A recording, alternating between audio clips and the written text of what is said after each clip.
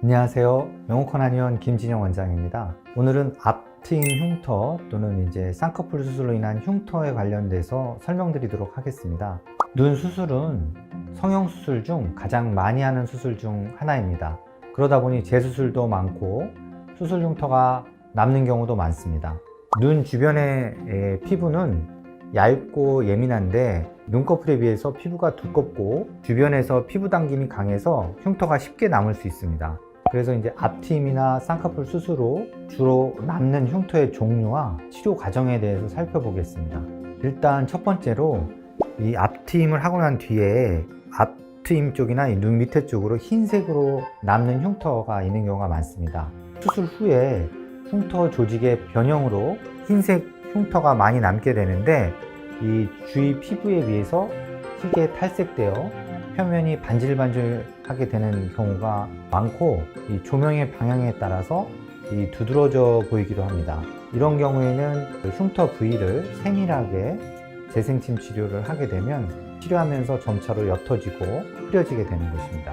두 번째로 많은 형태는 앞트임 쪽에 이렇게 패인 흉터가 있는 경우가 많습니다. 이 앞트임 수술 후에는 피부결에 따라서 패인 흉터가 남을 수 있습니다. 앞트임 부분이 울퉁불퉁하거나 함몰된 형태가 많고 화장을 하더라도 잘 감춰지지 않고 또 신경이 많이 쓰이게 되는 흉터의 형태입니다.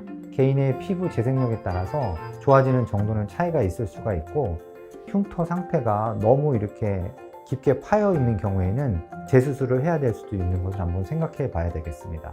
세 번째로 앞트임 수술 후에 초기에 이제 이 붉은 형태의 흉터를 설명드리면 보통은 수술 후 상처 치유 기전에 의해서 6개월에서 12개월 정도의 재형성 기간을 거치면서 흉터가 옅어지고 아물게 됩니다.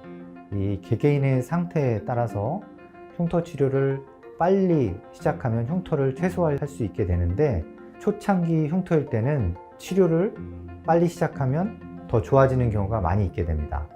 보통 이제 앞트임 수술 후에 2주에서 4주부터 치료가 가능하다고 보시면 되는데 지금 보시는 사례는 2주 후부터 한 9차례 정도 치료를 받으신 분의 사진입니다. 총 3회 눈 수술을 하셨고 첫 번째와 두 번째 수술 후에는 흉터 치료를 따로 받지 않았고 3회차 수술 후에 본원에 내원하셔서 침 치료를 받으셨습니다. 그래서 앞트임 흉터가 재생이 더 빠르고 훨씬 경과가 좋았다고 이제 본인이 말씀하셨는데 이와 비슷한 분들이 굉장히 많았습니다.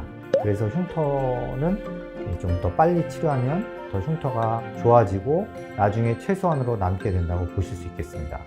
그 다음에 이제 네 번째로 쌍꺼풀 라인이 약간 불규칙한 형태인데 쌍꺼풀 수술 후에 쌍꺼풀 라인이 불규칙하고 울퉁불퉁하면서 패인이 심한 경우 이러한 사례입니다. 이러한 부분은 이 라인과 그 라인 주변에 침으로 세밀하게 이제 자극을 주게 되면 피부가 부드러워지고 라인이 굉장히 자연스러워집니다. 그래서 또 어떤 경우에는 이 눈이 잘 감기지 않는 경우에도 눈이 감기면서 굉장히 편안해지는 그런 효과가 있게 됩니다.